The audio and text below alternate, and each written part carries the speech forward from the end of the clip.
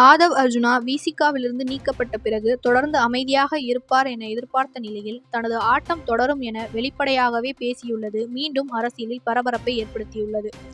இவரின் கருத்து மூலம் திருமாவளவன் போட்டு வந்த மொத்த நாடகமும் வெளியே வந்துள்ளது. விசிகாவில் இணைந்த ஆதவ் அர்ஜுனாவுக்கு துணை பொதுச் செயலாளர் பதவி கொடுக்கப்பட்டது. விசிகாவில் உள்ளவர்களே அவரை பார்த்து பொறாமைப்படும் அளவுக்கு திருமாவளவனுடன் நெருக்கம் காட்டி வந்தார். அவர் கடந்த 2 மாதத்திற்கு முன்பாக ஒரு வார பத்திரிகையில் உதயநிதியை விமர்சித்தது தொடங்கி அம்பேத்கர் நூல் வெளியீட்டு விழாவில் பேசியது வரை ஆதவ் அர்ஜுனா ஊடகங்களை சந்தித்தது மிக மிக குறைவுதான்.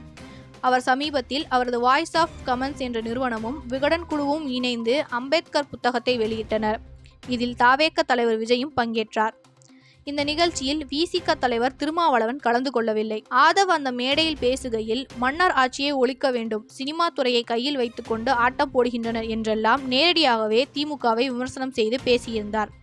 அதேபோல விஜய் அந்த மேடையில் பேசும்போது திருமாவளவனுக்கு திமுக கட்சியில் இருந்து எவ்வளவு அழுத்தம் வந்திருந்தால் அவர் இந்நிகழ்ச்சியில் கலந்து கொள்ளாமல் இருப்பார் என்று தெரிவித்திருந்தார்.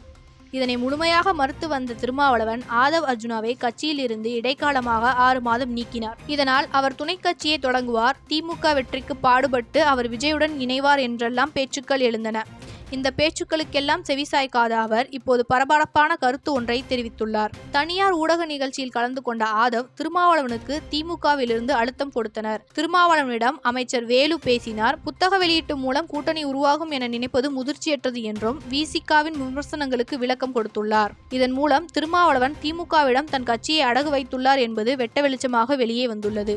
2026ஆம் ஆண்டிற்கான சட்டமன்ற தேர்தல் நெருங்கும் நிலையில் திருமாவளவன் இதற்காகவே கூட்டணியில்தான் இருக்கிறேன் என தொடர்ந்து பேசி வந்தார். உடனே இதனை விசிகாவினர் மறுப்பார்கள் என்றும் திமுக சாயத்தை வெளுத்துவிட்டார் ஆதவ் அர்ஜுனா என்றும் பேசி வந்தனர். தேர்தல் நேரத்தில் இந்த சிக்கலை திருமாவளவன் எப்படி சந்திக்கப் போகிறார் என்பதை பொறுத்திருந்துதான் பார்க்க வேண்டும். தற்காலிகமான வளர்ச்சிக்காக, தற்காலிகமான புகழுக்காக, தற்காலிகமான அதிகாரத்திற்காக நாம் அம்பேத்கரின் பாதையை விட்டு வழுவிவிட முடியாது, நழுவிவிட முடியாது.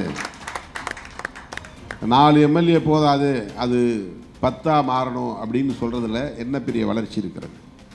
4 10 ஆகிவிட்டால் மாற்றம் நிகழ்ந்து விடுமா? 2 எம்பிக்கள் போதாது, அது 5 எம்பிக்களாக வேண்டாமா? 2 2ஆக இருந்தாலும் அது 5ஆக மாறினாலும் ஒரே இம்பேக்ட் தான்.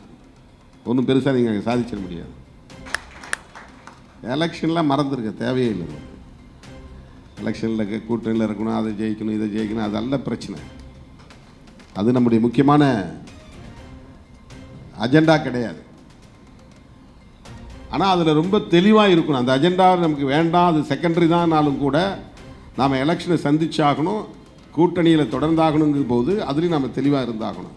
அதுக்கான ஒரு ஃபைட்டிங் தான் இப்போ நடந்துக்கிட்டு இருக்குது.